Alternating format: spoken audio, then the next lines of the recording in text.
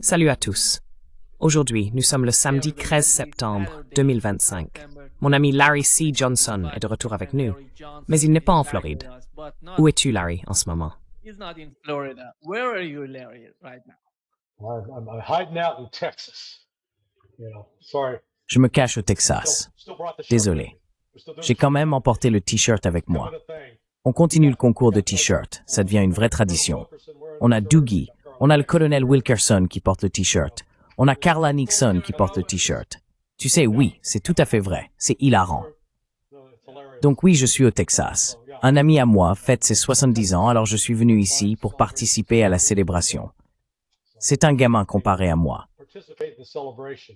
He's a youngster compared to me. Tu es aussi un jeune. Yeah. Oui, le conservatisme à Katzesport, j'imaginais. Yes. Larry, let's start with the case of Charlie Larry, Kirk. commençons par le cas de Charlie Kirk. Donald Trump est intervenu juste après l'attaque et a déclaré que c'était la gauche, que c'était l'extrême gauche qui attaquait Charlie Kirk. Et il est dans la foulée de tenter de retrouver l'homme qui a assassiné Charlie Kirk. Voici ce qu'a dit Donald Trump. On lui a posé la même question sur Fox News. The same question on Fox News. C'était qu'il était d'extrême gauche. Et maintenant, vous avez plus d'informations. Que pouvez-vous nous dire sur son idéologie? Yeah, Lawrence, let me just, and by the way, Lawrence is doing a good job. Oui, Lawrence, laisse-moi juste. Et d'ailleurs, Lawrence fait du bon travail. Que se passe-t-il? Je vais te dire, je suis très fier de toi. J'avais dit que tu allais bien t'en sortir. Mais oui, je pense que je ne veux pas aller trop loin. J'aimerais te raconter quelques histoires sur la façon dont ça s'est passé. Mais en gros, quelqu'un qui lui était très proche l'a dénoncé. Et ça arrive. Quand tu as certains de ces bons éléments, quelqu'un va finir par dire, que ce soit un parent ou autre. Je préfère ne pas le dire pour l'instant. Ils vont l'annoncer aujourd'hui, un peu plus tard, ils en parleront probablement. Mais quelqu'un de proche s'est retourné et ils ont dit « Waouh, c'est intéressant ». Eh bien, nous avions de très bonnes photos, mais pas excellentes, pas parfaites. Et quand tu regardes ce qui s'est passé, c'est que quelqu'un, et ça arrive souvent, c'est arrivé avec les fous de Boston. It happened with the crazy Boston. I think that's enough. He didn't answer the question that he Je pense que ça suffit. somehow. Il n'a pas répondu à la question qui lui a été posée. Il a en quelque sorte éludé la réponse. Quelle est ta compréhension de cela, Larry? Tu veux dire la compréhension de... Oui. Pourquoi a-t-il besoin? Parce que si c'était l'extrême gauche, il se serait emporté contre eux pendant l'interview, en disant qu'on l'a trouvé, qu'il est lié à l'extrême gauche. Mais il n'est pas allé dans cette direction. C'est autre chose. It's something Well, different. when that interview took place, he may have not had the information. Au moment où cette interview a eu lieu, il se peut qu'il n'ait pas eu les informations qui sont maintenant disponibles. C'est une possibilité. Il va toujours y avoir beaucoup de controverses autour de cette affaire. Parce que des gens affirment, et j'ai regardé la vidéo où Tyler Robinson s'éloigne de la scène. On ne voit pas un gros fusil dans ses mains. On voit bien quelque chose enveloppé dans une serviette verte qui pourrait être un fusil. Mais il y a des questions sur le fait de savoir s'il a réellement pu, s'il n'a pas emporté le fusil en partant. Alors où l'a-t-il laissé? Les dernières informations que j'ai vues, juste avant de venir à l'antenne avec vous, c'est qu'il s'agit d'un gamin mormon. You know, here's a Mormon kid. And anybody knows anything about the Mormons? They're usually very conservative. Quiconque connaît un tant soit peu les Mormons sait qu'ils sont généralement très conservateurs. Mais ils vivaient avec un partenaire transgenre. Ainsi, l'idée que ça faisait partie d'un effort pour faire taire Charlie Kirk en raison de ses positions fortement anti-transgenres reste une hypothèse plausible. Mais certains suggèrent aussi que c'était parce que Charlie réévaluait sa position vis-à-vis d'Israël. Max Blumenthal et Anya Parampil, l'épouse de Max, ont publié un cycle très intéressant sur The Grey Zone, dans lequel il cite quelqu'un de nouveau. In which they're quoting You mean somebody this, who knew. Larry? Tu veux dire celui-ci? Yes. Of one of Oui, oui. Charlie's closest L'un des proches collaborateurs de Charlie a dit que Kirk avait refusé l'offre de financement de Netanyahou et avait été effrayé par les pro-sionistes. Je pense qu'il vaut mieux parler de pro-sionistes plutôt que de pro-israéliens. Et Charlie, certains disent « Oh, c'était juste un sioniste inconditionnel. Vous savez, il a défendu Israël après le 7 octobre. Il avait fait des commentaires publics, laissant entendre qu'il avait cru aux mensonges sur la décapitation de bébés par le Hamas, ce qui n'a pas eu lieu. Mais ce que nous avons vu le 13 juillet, et c'est un point que j'ai déjà évoqué dans d'autres vidéos, lors de la conférence Turning Point, il a animé un débat opposant Dave Smith, un humoriste juif farouchement antisioniste et très critique envers Israël et ses politiques génocidaires actuelles, à Josh Hammer, un journaliste ultra-sioniste. Je crois qu'il a lancé US News and World Report ou Newsweek, l'un des deux. I think he runs U.S. News and World Report or Newsweek, one of those. But Charlie did a pretty even-handed job of moderating. Mais Charlie a fait un travail assez impartial en tant que modérateur. On pourrait penser qu'il favorisait Israël lors du débat, mais ce qui compte, c'est la réaction du public, qui soutenait très fortement la position de Dave Smith. Et vous savez, il ne fait aucun doute pour quiconque que chez les moins de 40 ans, le soutien inconditionnel et automatique à Israël a disparu. Ce n'est plus le cas aujourd'hui. Et voici Charlie Kirk, à son crédit, qui crée un mouvement politique remarquable en attirant des jeunes de 21, 20, 18 ans. Bien sûr, pas tous. Si vous regardez Tyler Robinson, qui l'a tué, il ne l'a pas convaincu. Je ne dis pas que j'étais un admirateur inconditionnel de Kirk, loin de là. Mais j'ai regardé et admiré sa capacité à engager le dialogue avec des personnes ayant des points de vue différents.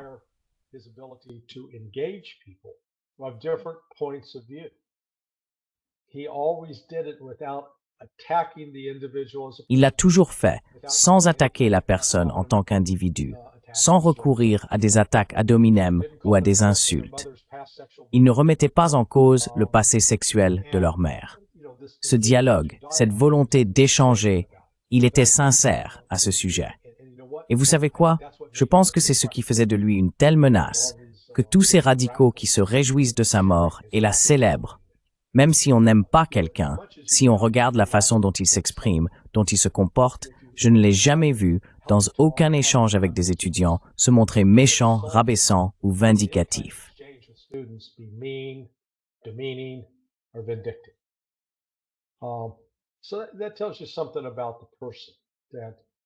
Cela en dit long sur la personne.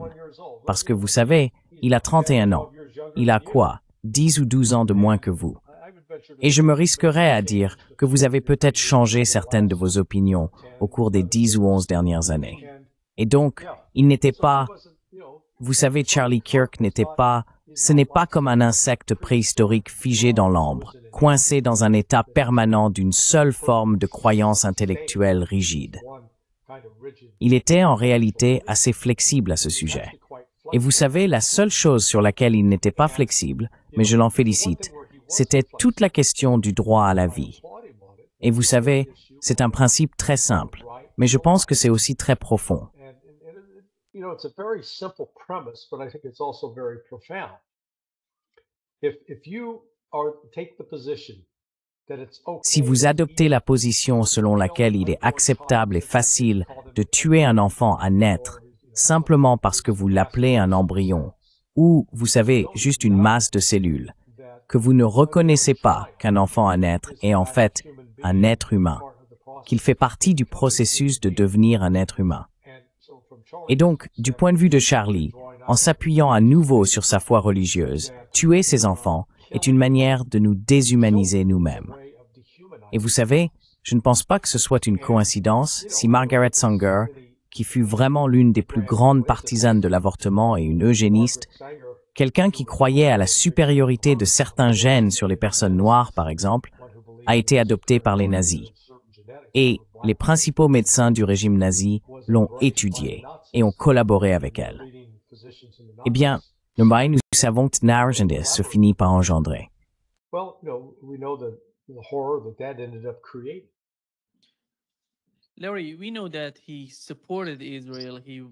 Larry, nous savons qu'il a soutenu Israël. Il a dit qu'Israël avait le droit de riposter et tout cela. Il a beaucoup parlé et soutenu Israël. Mais d'un autre côté, il n'était pas si rigide dans sa façon de penser. Comme tu l'as mentionné, il était très flexible. Lorsqu'il entend quelque chose de différent qui contredit ce qu'il croit, il y réfléchit et peut trouver quelque chose de nouveau à partir de ce genre de contradiction. Mais ce qui s'est passé pendant, je pense que l'un des principaux, tu sais, disons-le ainsi, le fondement de ce qui se passe à Gaza, en Palestine, c'est le 7 octobre. Et il s'est exprimé dans un podcast à propos du 7 octobre en disant que sans que les Israéliens soient informés et conscients de ce jour-là, cela n'aurait jamais pu arriver. Et voici ce qu'il a dit, Larry.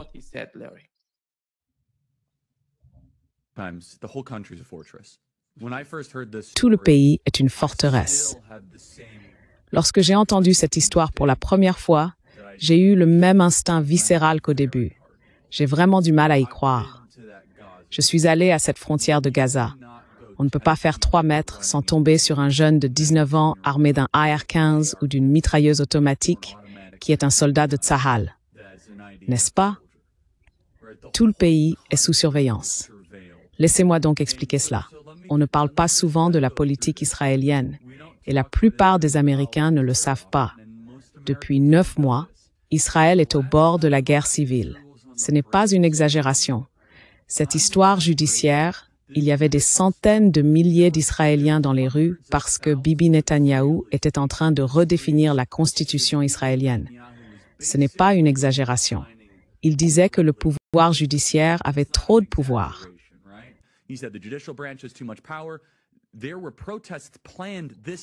Des manifestations étaient prévues cette semaine contre Netanyahou, où l'on s'attendait à ce que des dizaines de milliers de personnes descendent dans la rue. Tout cela a disparu, Patrick. Netanyahou a maintenant un gouvernement d'urgence et un mandat pour diriger. Je ne vais pas jusqu'à dire que Netanyahou était au courant ou qu'il y avait des renseignements ici, mais je pense qu'il faut se poser certaines questions. Y a-t-il eu un ordre de ne pas intervenir? Y a-t-il eu un ordre de ne pas intervenir pendant 6 heures? Je n'y crois pas. Israël a la taille du New Jersey. Quand j'ai pris un hélicoptère de Jérusalem à la frontière de Gaza, cela a pris 45 minutes. 6 heures, ils diffusaient en direct le massacre de Juifs. Quelqu'un au gouvernement a-t-il dit « n'intervenez pas » C'est une question légitime qui n'a rien d'une théorie du complot. Tout le pays, c'est l'armée israélienne. Tout le pays. Et vous essayez de me dire qu'ils vont à des concerts, dans des kibbutz, dans des écoles et que personne ne signale rien? Oui, oui.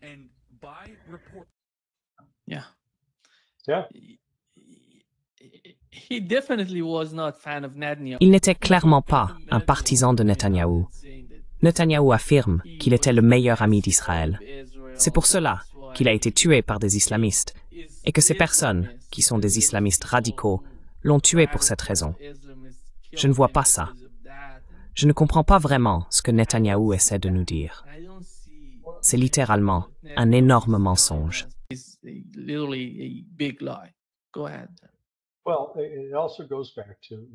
Allez-y. Eh bien, cela revient aussi à la question de la vie humaine. Parce que lorsque vous êtes un défenseur, comme l'était Charlie Kirk, des enfants à naître, pour que les enfants puissent naître, alors naturellement, une fois que vous commencez à voir les images de ces enfants assassinés par les Israéliens, on ne parle pas d'un ou 2 cas isolés, mais d'une campagne continue visant à exterminer le peuple palestinien. Je pense que cela a commencé à peser sur la conscience de Charlie. Et je pense qu'il était réellement en train de changer de position. Ce qui, vous savez, ne permet pas d'exclure la possibilité de se demander « Est-ce que les sionistes l'ont fait tuer ?»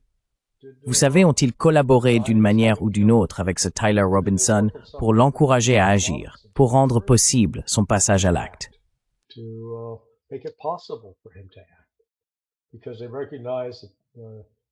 Parce qu'ils reconnaissent que Charlie Kirk, dans la direction qu'il prend, finirait par en arriver à un point où il plaiderait pour la fin de tout soutien à Israël. Ce qui, de toute façon, je pense, est la direction que nous prenons. Parce que nous l'avons vu la semaine dernière, même Donald Trump, aussi grand facilitateur du sionisme qu'il ait été, a ordonné au département d'État, par l'intermédiaire de l'ambassadeur américain à l'ONU, de voter en faveur de la résolution qui condamnait l'attaque d'Israël contre le Qatar. Maintenant, la résolution ne condamnait pas Israël nommément, mais tout le monde savait de qui il s'agissait. Ce n'était pas un grand mystère. Donc, la tendance commence à s'inverser sur ce sujet.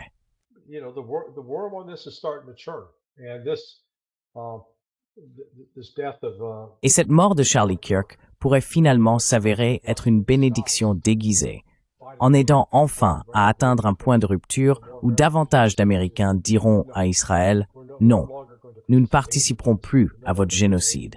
Nous ne permettrons plus vos meurtres. » Donc je pense que ce que nous avons vu, c'est que Charlie Kirk n'était pas un idéologue rigide, ou l'on pourrait dire qu'il était très ferme dans sa conviction de protéger la vie des enfants à naître, de protéger les enfants en général, que ce soit contre les prédateurs sexuels, la violence ou la pauvreté.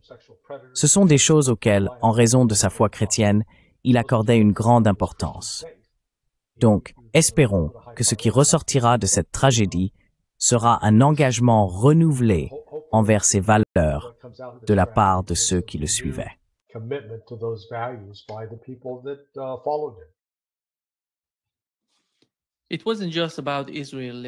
Ce n'était pas seulement à propos d'Israël, Larry. Il avait une vision différente de tout le Moyen-Orient. Parce que je ne sais pas si tu as entendu, mais Tucker Carlson a parlé d'aller à la Maison-Blanche et de discuter avec Donald Trump de l'Iran dans l'émission de Megyn Kelly. Voici ce qu'a dit Tucker Carlson, Larry.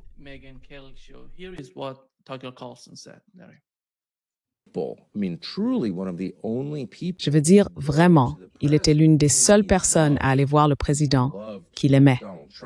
Il aimait personnellement Donald Trump aussi. Et je pense que le président l'aimait vraiment, d'une manière sincère. Mais il était l'un des seuls à se rendre dans le bureau ovale et à dire « Monsieur, je comprends parfaitement et je pense que l'Iran est vraiment dangereux, mais une guerre avec l'Iran n'est pas. » Vous voyez? C'est quelque chose qui pourrait vraiment nuire à notre pays. Franchement, c'était une position très impopulaire. Il n'avait pas besoin de l'exprimer, bien sûr, il l'a fait. Encore une fois, il n'avait pas de motivation étrange. Il n'en voulait à personne. Il agissait pour son pays et il voulait faire ce qui était juste, sage et difficile. Et il a dit qu'il était allé dans le bureau ovale pour dire cela. Il a subi d'énormes critiques de la part de ses propres donateurs, ce qui est aussi quelque chose qu'on ne voit pas souvent. Et il aimait ses donateurs, ce n'était pas hostile, mais ils avaient un point de vue différent. Beaucoup d'entre eux, pas tous, mais beaucoup, et ils le lui ont fait savoir de façon très intense. Je le sais parce qu'il me l'a montré. Et il a dit, écoutez, je comprends votre point de vue. Voici le mien. Et nous allons faire ce que nous pensons être la bonne chose, la chose sage. Voilà.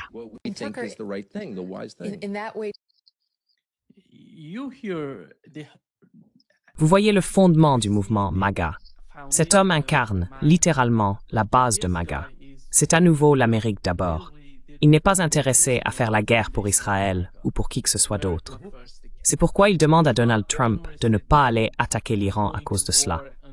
Quelle est votre compréhension de cela? Et dans quelle mesure cela représentait-il une menace pour l'establishment, pour ceux qui tiennent les rênes du pouvoir?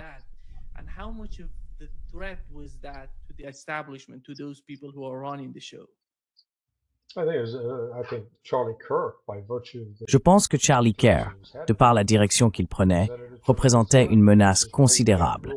C'est pourquoi on ne peut pas exclure que sa position concernant le soutien inconditionnel à Israël, le fait d'aller à l'encontre de cette position, l'ait mis en danger et fait de lui une cible au point que des efforts aient pu être déployés pour activement encourager.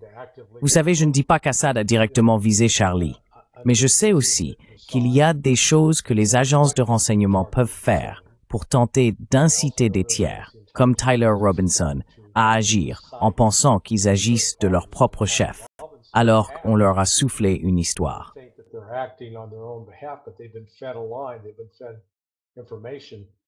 Ils ont reçu des informations délibérément conçues pour provoquer et enflammer la situation. J'ai vu des éléments de cela lorsque je travaillais à la Central Intelligence Agency il y a 40 ans. Il existait des moyens de transmettre des informations à quelqu'un sans qu'il sache qu'elles provenaient de la CIA. Il pensait que cela venait d'une autre source et sur la base de ces informations, il prenait des mesures. Donc dans ce cas, ce que faisait Charlie, et comme Tucker l'a reconnu, une fois qu'il a adopté cette position, les donateurs juifs, ou plus précisément, il faut les appeler les donateurs sionistes, sont sortis du bois et ont commencé à exercer des pressions sur lui.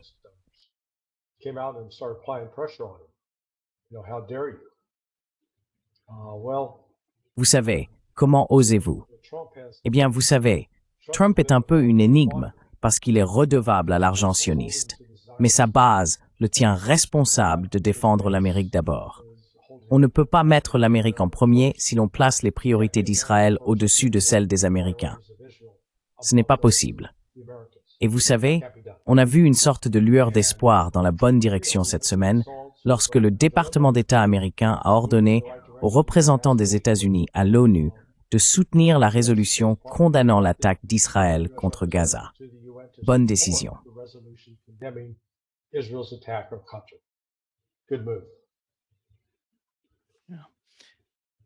Larry, nous avons appris que Ben Shapiro pourrait prendre la tête de l'organisation que dirigeait Charlie Kirk. Et il le remplace littéralement par quelqu'un de totalement différent.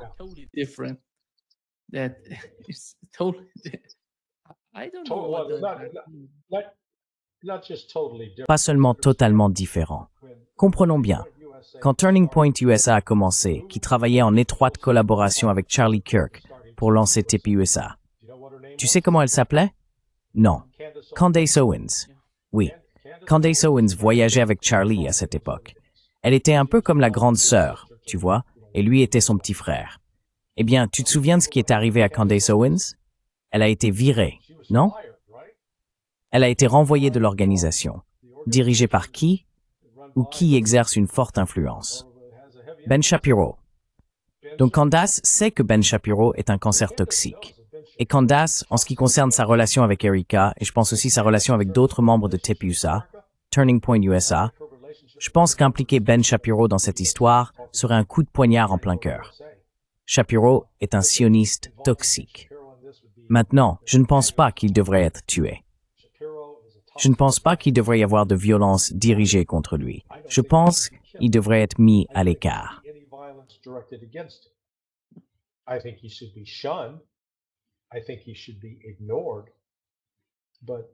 Je pense qu'il devrait être ignoré. Mais nous devons surmonter cette tendance où les gens veulent recourir à la violence contre ceux avec qui ils ne sont pas d'accord. Je suis en profond désaccord avec Ben Shapiro et sa vision raciste des Palestiniens. Et vous savez, c'est regrettable. Je dirais qu'au moins, il est intellectuellement cohérent, car il fait partie de ces sionistes qui croient réellement en Dieu et adhèrent entièrement à l'idée que Dieu nous a donné cette terre. Ce que je ne comprends pas du tout, ce sont les sionistes dont tout le fondement du sionisme repose sur Dieu.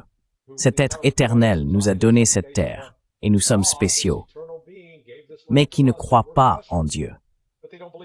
Donc, si vous êtes athée et que vous ne croyez pas en Dieu, vous ne pouvez vraiment pas être sioniste. Ou alors, vous n'êtes qu'un voleur de terre. C'est tout ce que vous êtes. Au moins, quelqu'un comme Shapiro relie cela à son noyau religieux. Aussi tordue et fausse que soit cette croyance, au moins il est cohérent sur ce point.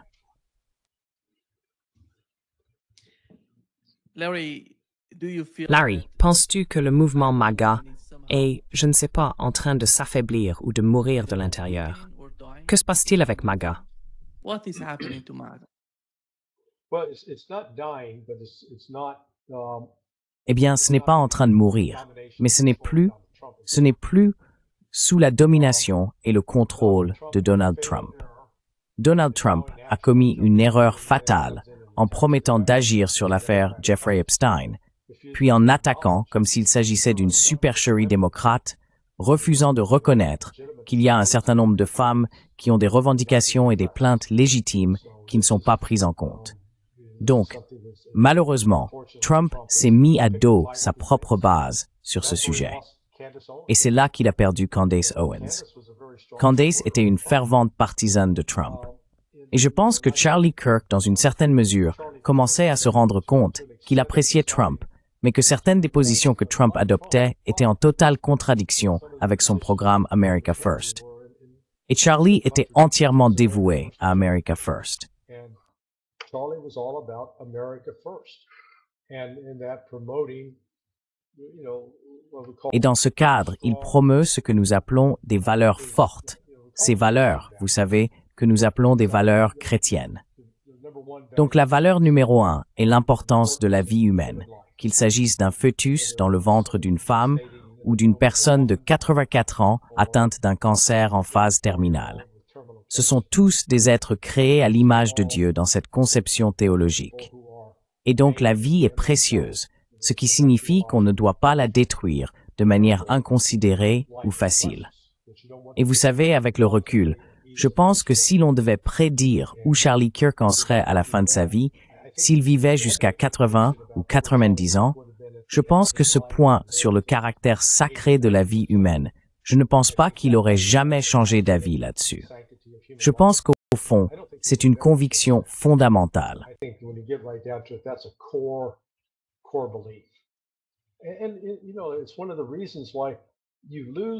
Et c'est l'une des raisons pour lesquelles, lorsque vous perdez cette croyance que les êtres humains sont liés au divin, vous pouvez alors les décrire essentiellement comme des insectes, comme des sous-hommes. Dès lors, il devient facile de les détruire, facile de les tuer, facile de regarder ses enfants mourir. C'est une bonne chose qu'il y ait un élan de chagrin autour de la mort de Charlie Kirk. Mais ce même genre de mort se répète quotidiennement à Gaza et, dans une moindre mesure, en Cisjordanie. Et nous ne voyons pas le monde pleurer ces personnes, parce que ce n'est pas couvert par les médias. Nous ne les connaissons pas. Mais, vous savez, si l'on adopte la position théologique de Charlie, il insisterait sur le fait qu'ils sont connus de Dieu. Et dans la vision du monde de Charlie, la mort d'un enfant palestinien est tout aussi importante que celle d'un organisateur social en vue comme Charlie Kirk. Aucune différence. Il ne devrait pas y en avoir.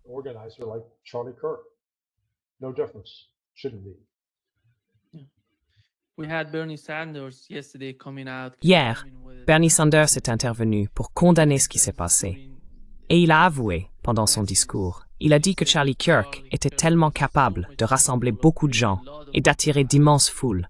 Il l'a mentionné pendant son intervention. Cela montre à quel point son caractère était important.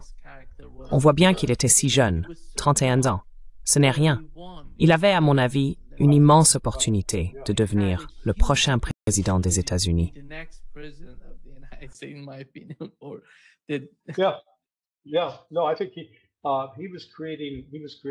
Oui, non. Je pense qu'il créait un mouvement politique qui, en réalité, représentait une menace pour l'ordre établi, tant du côté républicain que démocrate. N'oublions pas que ce n'est pas seulement les démocrates et les gauchistes. Encore une fois, je n'aime pas ces termes, gauche et droite, libéral, conservateur. Alors essayons de ramener cela à des principes fondamentaux. Croyez-vous que les individus devraient avoir le droit de choisir? Moi, oui. Je pense que c'est l'un des droits humains les plus importants. Pensez-vous que la vie humaine doit être préservée plutôt que détruite? Oui.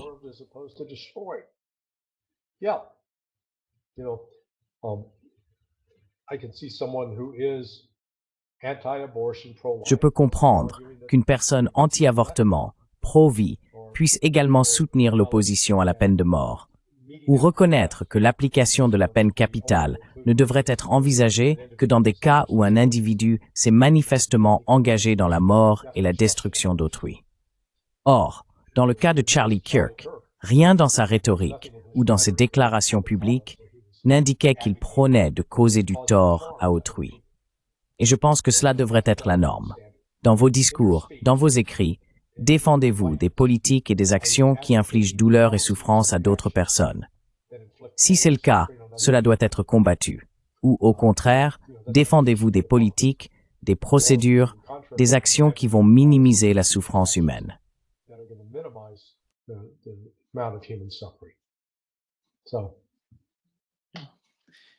What has happened in the United States, you've mentioned in one of the pieces. Ce qui s'est passé aux États-Unis, vous avez mentionné dans l'un des articles que vous avez publié sur sonar21.com comment l'affaire Charlie Kirk éclipse la politique étrangère, ce qui se passe en dehors des États-Unis, comme l'attaque contre le Qatar et la situation avec la Russie.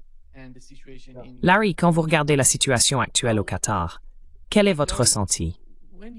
Pensez-vous que Donald Trump comprend ou a compris la gravité de ce qui s'est passé au Moyen-Orient?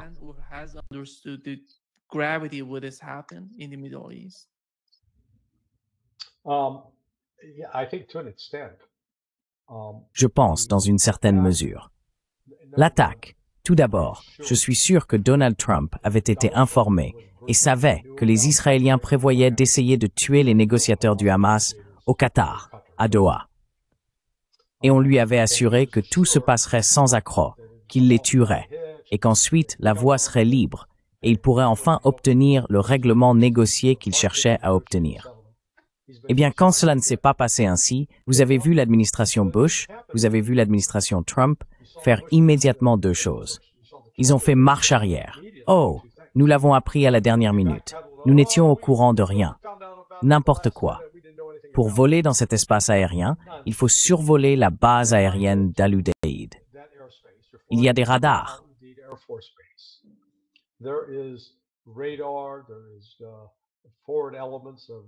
Il y a des éléments avancés du commandement central des États-Unis. Toute cette opération est surveillée à 100%. Il est impossible que les Israéliens aient pris le risque de voler là-bas de cette manière, sans une coordination préalable avec les États-Unis, car les États-Unis auraient pu penser « Hey, il s'agit d'une attaque venant d'ailleurs », et ils les auraient abattus. Donc vous voyez, il y a ça, Trump était au courant. Mais quand cela a échoué, ils sont sortis et ont essayé de faire passer l'histoire. Oh, nous ne savons rien à ce sujet. Mais ce qui est important, c'est que lorsque l'ONU a débattu de cette question, les États-Unis se sont rangés du côté de la Chine, de l'Inde, de la Russie et d'autres pays, la France, le Royaume-Uni, pour condamner les actions d'Israël. Donc, c'est un mouvement dans la bonne direction.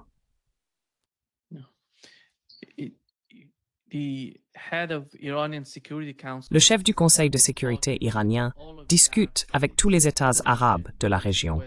En Asie de l'Ouest, pour je ne sais pas, ils veulent former une sorte de coalition. Ils veulent créer un conseil pour faire face à cette attitude des Israéliens qui attaquent chaque pays à leur guise. Dès qu'ils veulent attaquer, ils attaquent. Peu importe de quel pays il s'agit. Ce n'est pas seulement une question d'Iran. L'Iran est le pire ennemi d'Israël au Moyen-Orient, comme on le dit. Le Qatar, l'Arabie saoudite, cela pourrait être Bahreïn, cela pourrait être d'autres pays. Et pensez-vous que cette attaque a, d'une certaine manière, changé l'état d'esprit de ces personnes, de ces dirigeants des États arabes, qui étaient tellement parce ils font confiance, du moins je pense qu'en ce moment où nous parlons, ils font confiance aux États-Unis, mais je ne sais pas à quel point l'attaque israélienne a causé des dégâts.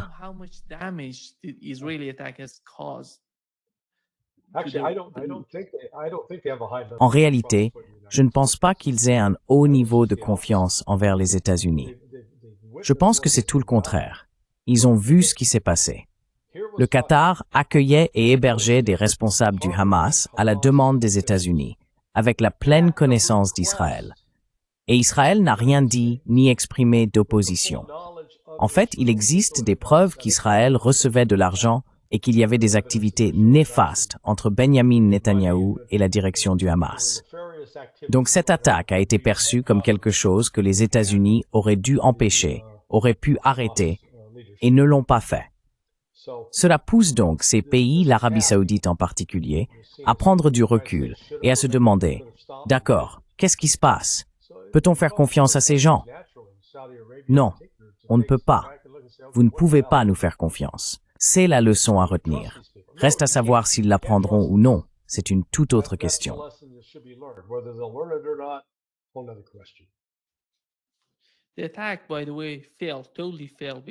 L'attaque d'ailleurs a échoué, totalement échoué, parce qu'ils n'ont pas pu tuer les personnes qu'ils voulaient tuer. Et si l'on regarde, Larry, les deux dernières attaques des Israéliens, L'une d'elles visait le premier ministre yéménite ainsi que les membres de son cabinet qu'ils ont réussi à tuer. Ils ont tous été assassinés. Et cela n'a apporté aucun changement à la situation actuelle.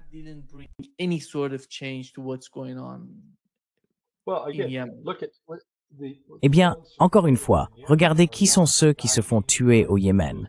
Ce ne sont pas eux qui guident ou dirigent la politique des Houthis. Vous savez, encore une fois, l'incapacité de l'administration Bush ou de l'administration Trump à comprendre la différence entre les Houthis, le clan Houthi et le reste du Yémen, c'est tout simplement de l'ignorance affichée.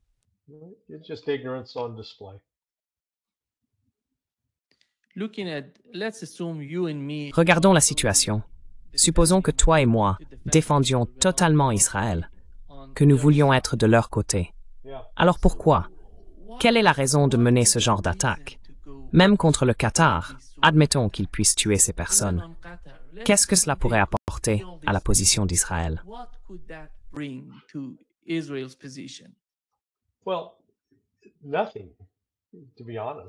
Eh bien, rien, pour être honnête. Écoutez, cela fait 53 ans. Donc je remonte aux Jeux olympiques de Munich en 1972, puis à la campagne qui a suivi, lancée par Israël pour exterminer ceux qui avaient mené cette attaque. Cet effort s'est avéré être un échec spectaculaire pour Israël, car ils ont fini par tuer au moins une personne innocente et n'ont pas réellement retrouvé toutes les personnes qu'ils avaient dit vouloir traquer et tuer. Israël a toujours plus ou moins cru qu'ils pouvaient se sortir d'une situation en tuant leurs ennemis.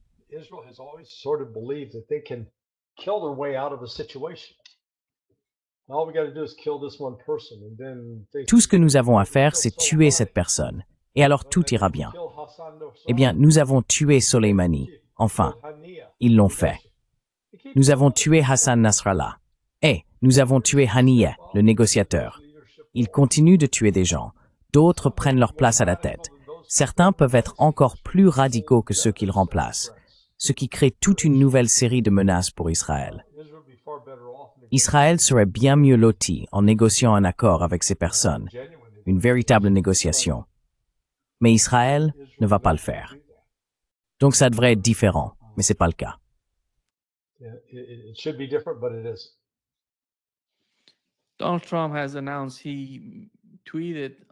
Donald Trump a annoncé, il l'a publié sur ses réseaux sociaux, il a dit que si il a truthé, oui, truth social, exactement. Il a mentionné que si tous les pays de l'OTAN le soutiennent, il va s'engager à fond avec des tarifs douaniers de 100% contre la Russie, ensemble avec tous ces pays. Qu'en penses-tu? Essaie-t-il de mettre la pression sur l'Europe? Est-ce pour cela qu'il fait ça?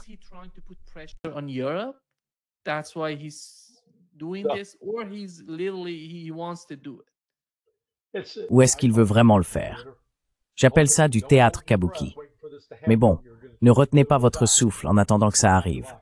Vous allez devenir tout bleu et mourir d'un manque d'oxygène. Les Européens, il y a à peine quelques jours, ont dit à Trump, « Tu veux qu'on sanctionne l'Inde ou qu'on impose des tarifs à l'Inde et à la Chine? Ça n'arrivera pas. Pas question. Non. Oublie ça. Va-t'en. » Donc à ce moment-là, Trump peut très bien leur demander d'aller sur la Lune. Ça m'est égal. Ils ne pourront pas le faire non plus. Donc, la politique de Trump à ce sujet est en train de s'effondrer. Il pensait pouvoir convaincre les Européens de faire pression sur l'Inde et la Chine, mais ils se rendent compte que ça leur ferait plus de mal à eux qu'aux Chinois ou aux Indiens. Alors, ils ont choisi de ne pas se suicider. Pensez-vous que la situation entre la Russie et la Pologne est en train de s'estomper ou allons-nous assister à de nouvelles escalades? Oh, on verra probablement encore des tentatives d'escalade de la situation.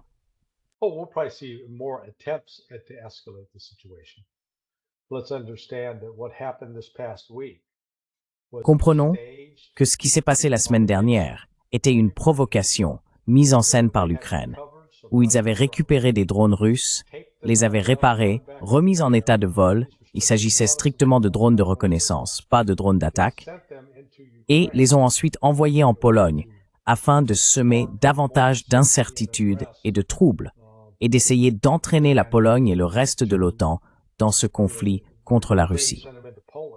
Et la Russie ne veut rien savoir de tout cela. La Russie a dit « Non, nous n'avons pas fait ça. Parlons-en, discutons, ne nous battons pas, n'ayons pas recours à la violence. »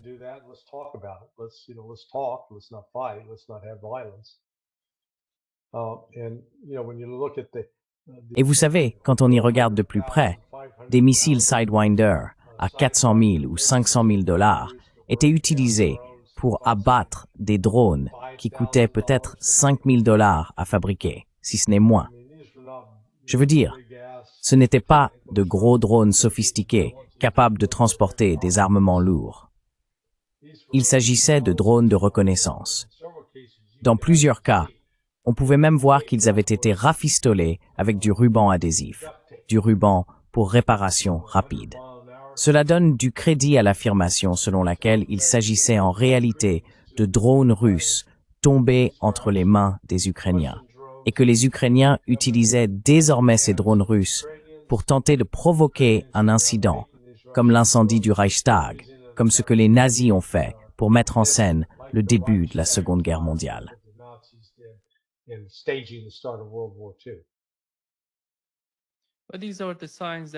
Mais ce sont là les signes que nous approchons de la fin du conflit en Ukraine. C'est pourquoi vous constatez une certaine exagération de la part des Européens, qui envoient des avions de chasse Rafale, des chasseurs français capables de transporter des bombes nucléaires, en mer Noire.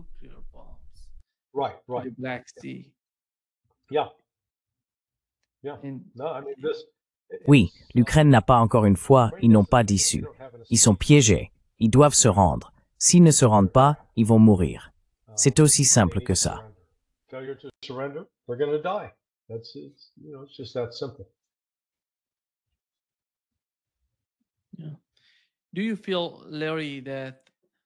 Penses-tu, Larry, qu'il pourrait se passer quelque chose d'important avant la fin de la guerre, un événement significatif en Ukraine ou entre la Russie et d'autres pays de l'OTAN en Europe? Parce que, si tu te souviens, les derniers jours de la Seconde Guerre mondiale contre l'Allemagne nazie ont été les plus sanglants. Allons-nous vers le même genre de situation avant de conclure, avant de mettre fin au conflit en Ukraine?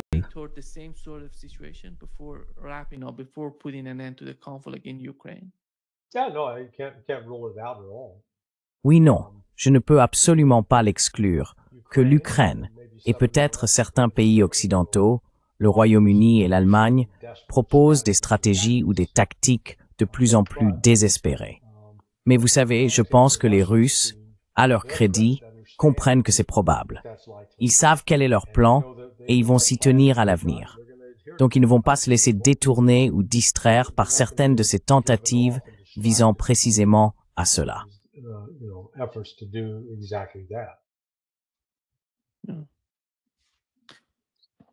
Larry, je t'ai parlé lundi. Je sais que tu es un peu fatigué et que tu es juste... Bon, oui, il faut qu'on en parle en privé. Je t'expliquerai. Oui, oui, d'accord. C'est toujours un grand plaisir.